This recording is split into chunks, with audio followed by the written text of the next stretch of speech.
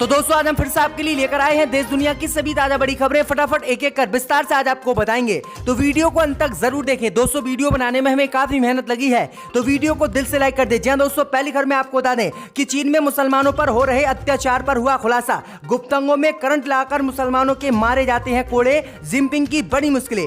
वहीं आपको बताएंगे दोस्तों की किसान आंदोलन बीजेपी के लिए उत्तर प्रदेश में बना खतरा। आरएसएस ने मोदी अमित शाह से तीनों कृषि कानूनों को वापस लेने की कर दी है मांग, बढ़ गई है भाजपा की मुश्किलें। वहीं आपको बताएंगे दोस्तों कि आतंकी पैसे से मस्जिद बनाने के आरोप में एनआईए ने 4 मुसलमानों को किया था गिरफ्तार। 3 साल बाद कोर्ट ने सभी आरोपियों को बेइज्जत किया बरी। एनआईए इनके खिलाफ कोर्ट में नहीं पेश कर सका सबूत, मोदी सरकार की भी खुल गई है पोल। वहीं आपको बताएंगे दोस्तों कि उत्तर प्रदेश में अखिलेश यादव के साथ असुद्दीन ओवैसी ने भी किया गठबंधन, ओम प्रकाश राजभर ने किया दावा। वहीं आपको बताएंगे दोस्तों कि जम्मू कश्मीर में अमित शाह को लगा बड़ा झटका, अमित शाह से मिलने से फारूक अब्दुल्ला ने किया इनकार। वहीं आपको बताएंगे दोस्तों कि मोदी सरकार ने मुस्लिम वक्फ बोर्ड की जमीन पर कब्जा करने का किया ऐलान, कहा वक्फ बोर्ड की जमीन पर केंद्र सरकार बनाएगी अस्पताल और हॉस्पिटल। सभी खबरों को आपको एक एक कर बताने वाले हैं। दोस्तों वीडियो को लाइक कर चैनल को सब्सक्राइब कर दे और हमें कॉमेंट में बताएं कि आप किस जिले किस राज्य से हमारी खबरों को देख रहे हैं। इसी बीच पर तो दोस्तों अगली खबर की ओर, तो चीन में मुसलमानों के अत्याचार पर हुआ खुलासा। गुप्त अंगों में करंट लाकर मारे जाते हैं कोड़े। दोस्तों आपको बता दें कि चीन में मुसलमानों पर हो रहे अत्याचार को लेकर अब चीन के एक बड़े अधिकारी ने खुलासा किया है, जिसके बाद दुनिया भर के देशों ने चीन पर हमला बोल दिया है। दरअसल आपको बता दें कि इस चीनी पुलिस अधिकारी ने बताया है कि सिंजियांग प्रांत के डिटेंशन सेंटर में उइगर मुसलमानों को कई तरह की अमानवीय यातनाएं दी जा रही है। मुस्लिमों को कुर्सी से बांधकर कोड़ों से मारा जाता है। इतना ही नहीं बल्कि उनके गुप्तांगों पर करंट लाकर झटके भी दिए जाते हैं। इस पूर्व चीनी अधिकारी जियांग ने कई चौंकाने वाले खुलासे किए हैं, जिसके बाद दुनिया भर के मुस्लिम देशों ने चीन पर अब सवाल खड़े कर दिए हैं। दरअसल आपको बता दें कि इससे पहले भी चीन में उइगर मुसलमानों को लेकर कई रिपोर्ट आई थी। अमेरिका ने भी दावा किया था कि जबरन मुसलमानों को वहां पर डिटेंशन सेंटर में डाला जा रहा है और इस्लाम धर्म छोड़कर उन्हें नास्तिक बनाया जा रहा है। और इसका खुलासा अब चीन के ही एक अधिकारी ने कर दिया है, जिसके बाद चीन बुरी तरह से घिर गया है। किस तरह से वहां पर मस्जिद तोड़कर मुसलमानों को परेशान चीन की सरकार कर रही है।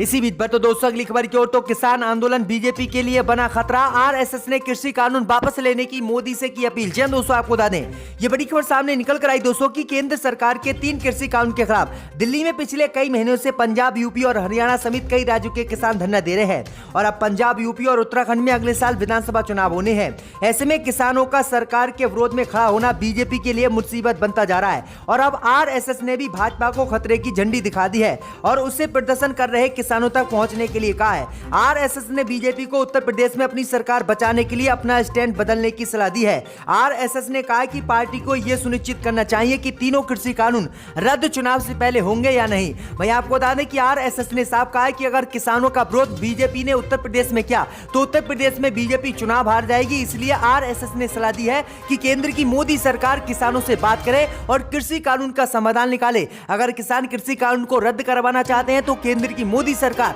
कृषि कानूनों को रद्द करे। तो ये बड़ी अपडेट आई दोस्तों कि अब आरएसएस को भी लगने लगा है कि उत्तर प्रदेश में चुनाव बीजेपी बुरी तरह से हार सकती है। इसी बीच पर तो दोस्तों अगली खबर की ओर, तो केंद्रीय जांच एजेंसी एनआईए को लगा बड़ा झटका। आतंकी मामले में गिरफ्तार 4 मुस्लिमों को कोर्ट ने किया बेइज्जत बरी। जी दोस्तों आपको बता दें कि आतंकी फंडिंग से मस्जिद निर्माण मामले में दिल्ली की पटियाला हाउस कोर्ट ने 4 आरोपियों को आरोप मुक्त कर दिया है। दरअसल आपको बता दें कि 3 साल पहले राष्ट्रीय जांच एजेंसी एनआईए ने दावा किया था कि पलवल में एक मस्जिद टेरर फंडिंग से बनाई जा रही है और इसका पैसा सीधा पाकिस्तान से आ रहा है। आतंकी मस्जिद बनाने के बहाने भारत में अपने स्लीपर सेल एक्टिव कर गड़बड़ी फैलाने की फिराक में है। इस मामले में 4 मुस्लिम लोगों को एनआईए ने गिरफ्तार किया था, लेकिन कोर्ट ने यह कहते हुए इन सभी आरोपियों को बेइज्जत बरी कर दिया कि इनके खिलाफ कोई भी सबूत एनआईए पेश नहीं कर पाई, जिसके बाद अब राष्ट्रीय जांच एजेंसी एनआईए को झटका लगा है।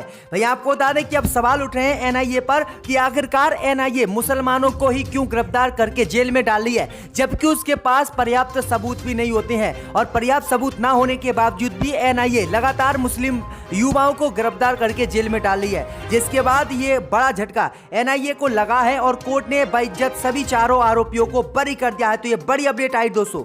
इसी बीच पर तो दोस्तों अगली खबर की ओर तो उत्तर प्रदेश में सपा से ओवैसी का भी होगा गठबंधन। ओम प्रकाश राजभर ने किया दावा। जी हां दोस्तों, आपको बता दें कि उत्तर प्रदेश में आगामी विधानसभा चुनाव 2022 को लेकर सुहेल देव भारतीय समाज पार्टी के राष्ट्रीय अध्यक्ष ओम प्रकाश राजभर ने लखनऊ में समाजवादी पार्टी के राष्ट्रीय अध्यक्ष अखिलेश यादव से मिलकर महागठबंधन का ऐलान कर दिया है। इस बीच खबर सामने निकल कर आई दोस्तों की इस गठबंधन में असदुद्दीन ओवैसी की पार्टी AIM भी शामिल है। दरअसल आपको बता दें कि ओम प्रकाश राजभर ने मऊ में 27 अक्टूबर को महापंचायत बुलाई है, जिसमें आगामी विधानसभा चुनाव को लेकर समाजवादी पार्टी के राष्ट्रीय अध्यक्ष अखिलेश यादव, शिवपाल यादव, असदुद्दीन ओवैसी सहित 12 दलों के साथ गठबंधन की घोषणा करेंगे। उन्होंने कहा कि लोग कह रहे हैं कि ओम प्रकाश राजभर ने असदुद्दीन ओवैसी को धोखा दे दिया है, ये गलत है। ओम प्रकाश राजभर ने दावा किया है कि समाजवादी पार्टी से हमने गठबंधन किया है, इस गठबंधन में असदुद्दीन ओवैसी भी शामिल हैं और समाजवादी पार्टी के साथ हमारा गठबंधन होगा तो उसमें ओवैसी भी शामिल होंगे। तो ये बड़ी अपडेट आई दोस्तों की ओवैसी भी समाजवादी पार्टी के गठबंधन में शामिल है उत्तर प्रदेश। इसी बीच पर तो दोस्तों अगली खबर की ओर तो जम्मू कश्मीर दौरे के बीच अमित शाह को लगा बड़ा झटका। फारूक अब्दुल्ला ने अमित शाह से मिलने से किया इनकार। जी हां दोस्तों, आपको बता दें ये बड़ी खबर सामने निकल कर आई दोस्तों कि इस समय जम्मू कश्मीर के दौरे पर गृह मंत्री अमित शाह हैं और गृह मंत्री अमित शाह को जम्मू कश्मीर दौरे पर ही बड़ा झटका लगा है। दरअसल आपको बता दें कि फारूक अब्दुल्ला से गृह मंत्री अमित शाह मिलना चाहते थे, लेकिन फारूक अब्दुल्ला ने गृह मंत्री अमित शाह से मिलने से इनकार कर दिया और इसका दावा उन्होंने इंडिया टुडे की एक रिपोर्ट में किया है। दरअसल आपको बता दें कि फारूक अब्दुल्ला ने केंद्रीय गृह मंत्री अमित शाह पर निशाना भी साधा है। उन्होंने कहा कि मैं सरकार को बताना चाहूंगा कि आप कश्मीर में तब तक शांति नहीं ला पाएंगे जब तक आप धारा 370 को बहाल नहीं करेंगे। यहाँ सिर्फ हिंदू ही नहीं, मुसलमानों को भी आतंकवादियों ने मार डाला है। अब्दुल्ला ने कहा कि घाटी में हाल की घटनाएं उन लोगों के लिए आंखें खोलने वाली हैं जो कहते थे कि अनुच्छेद 370 के निरस्त होने के बाद आतंकवाद को खत्म किया जाएगा। भैया आपको बता दें कि फारूक अब्दुल्ला ने यह भी कह दिया कि अगर मोदी सरकार ने अनुच्छेद 370 को बहाल जम्मू कश्मीर में नहीं किया तो भारत के इतने टुकड़े होंगे कि सरकार भी नहीं सोच पाएगी। तो ये बड़ी अपडेट आई दोस्तों की फारूक अब्दुल्ला ने ये बड़ा बयान दिया है और अमित शाह से मिलने से इनकार कर दिया है। इसी बीच पर तो दोस्तों अगली खबर की ओर तो किसानों और महंगाई के मुद्दे को लेकर राहुल गांधी ने केंद्र सरकार पर साधा निशाना। बोले सरकार नाकाम थी और नाकाम है। जय दोस्तों, आपको बता दें कि किसानों की समस्या, महंगाई और सीमा से जुड़े मुद्दों को लेकर कांग्रेस के पूर्व अध्यक्ष राहुल गांधी ने एक बार फिर से केंद्र की मोदी सरकार पर निशाना साधा है। राहुल गांधी ने कहा कि केंद्र सरकार नाकाम थी और नाकाम है। राहुल गांधी ने ट्वीट किया है और कहा कि किसान परेशान है, महंगाई पहुंची आसमान है, सीमाओं पर घमासान है। भारत तो तब भी महान था पर केंद्र की मोदी सरकार नाकाम थी और नाकाम है। राहुल गांधी ने कहा है कि देश में पहली बार 100 रुपए प्रति लीटर तेल बिक रहा है। ये देश की सबसे बड़ी उपलब्धि नहीं है, लेकिन मोदी सरकार लगातार जनता को लूट रही है, इसलिए जनता परेशान है। इसी बीच पर तो दोस्तों अगली खबर की ओर तो मोदी सरकार ने वक्फ बोर्ड की जमीन अपने कब्जे में लेकर स्कूल अस्पताल बनाने का किया ऐलान। क्या दोस्तों, आपको बता दें ये बड़ी खबर सामने निकल कर आई दोस्तों कि देश भर में फैली मुस्लिम समुदाय के वक्फ बोर्ड की संपत्ति को अब केंद्र की मोदी सरकार ने अपने कब्जे में लेने का ऐलान कर दिया है।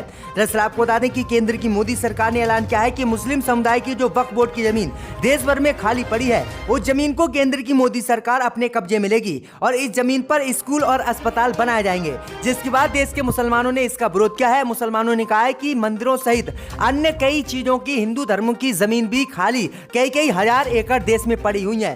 केंद्र की मोदी सरकार उन पर भी कब्जा करे और उन पर भी अस्पताल और स्कूल बनवाए, खाली वक्फ बोर्ड की जमीन पर नहीं। तो ये बड़ी अपडेट आई दोस्तों, ये बड़ा काम मोदी सरकार अब देश में करने जा रही है। इसी बीच पर तो दोस्तों अगली खबर की ओर तो उत्तर प्रदेश में चुनाव से पहले बीजेपी को लगा बड़ा झटका। अखिलेश यादव को ब्रह्मांड महासभा ने दिया अपना समर्थन। जी दोस्तों, आपको बता दें कि यूपी में विधानसभा चुनाव से पहले ही बीजेपी को बड़ा झटका ब्रह्मांड से लगा है और अखिलेश यादव को ब्रह्मांड महासभा ने अपना समर्थन देने का ऐलान कर दिया है। दरअसल आपको बता दें कि इस बार सबसे ज्यादा ब्रह्मांड समाज को अपने पक्ष में करने की सभी पार्टियां उत्तर प्रदेश में लगी हुई हैं। इस बीच आपको बता दें कि समाजवादी पार्टी को ब्रह्मांड महासभा का साथ मिला है। ब्रह्मांड महासभा ने समाजवादी पार्टी को बिना शर्त समर्थन का ऐलान कर दिया, जिसके बाद बीजेपी को झटका उत्तर प्रदेश में लगा है। दरअसल आपको बता दें कि अखिल भारतीय ब्रह्मांड महासभा के राष्ट्रीय अध्यक्ष डॉक्टर केसी पांडे ने शुक्रवार को बयान जारी कर कहा है कि अखिल भारतीय ब्रह्मांड महासभा बिना शर्त अखिलेश यादव को मुख्यमंत्री बनाने के लिए समाजवादी पार्टी को समर्थन देगी। इसी के साथ डॉक्टर पांडे ने सपा से अपील की है कि गोरखपुर की सहनजबा और मिर्जापुर की मईजबा सीट समाजवादी पार्टी ब्रह्मांड प्रत्याशी को देने पर विचार करे। तो ये बड़ी अपडेट आई दोस्तों कि उत्तर प्रदेश में ब्रह्मांडों ने समाजवादी पार्टी को समर्थन दे दिया है। बीजेपी सहित मायावती को यह बड़ा झटका यूपी में लगा है। इसी बीच पर तो दोस्तों अगली खबर की ओर तो कर्नाटक में ईसाई धर्मांतरण के खिलाफ सड़कों पर उतरा जैन समाज, कानून बनाने की सरकार से की मांग। दोस्तों आपको बता दें कि अवैध धर्मांतरण के विरोध में कर्नाटक के बेलगामी जिले में जैन समाज ने एक बड़ी रैली आयोजित की है। रैली में सामूहिक रूप से कर्नाटक में लगातार बढ़ रहे धर्मांतरण पर चिंता व्यक्त की गई है। आयोजनकर्ताओं के मुताबिक कित्तूर, बेलगामी, खानापुर, वहलोंग ताल्लुक में बड़े पैमाने पर लोगों का ईसाई बनाया जा रहा है। रैली ने प्रशासन से धर्मांतरण को सख्ती से रोकने की मांग की है। इसी के साथ रैली में मौजूद जैन नेताओं ने सरकार से भी धर्मांतरण की ओर ध्यान देने का अनुरोध किया है। डीसी कार्यालय पर इस आशय के साथ एक ज्ञापन भी सौंपा गया है। ज्ञापन में कर्नाटक सरकार से धर्मांतरण कराने वालों के विरुद्ध सख्त कार्रवाई करने की मांग की गई है। इसी के साथ रैली में मौजूद जैन नेताओं ने प्रेस वार्ता भी संबोधित की। रैली में शामिल जैन युवा संगठन के नेता कुठीनाथ कालमणि ने राज्य में धर्मांतर विरोधी कानून लागू करने की मांग सरकार से की है। तो ये बड़ी अपडेट आई दोस्तों, क्योंकि कर्नाटक में लगातार हिंदू सहित अन्य धर्मों के लोगों को ईसाई बनाया जा रहा है।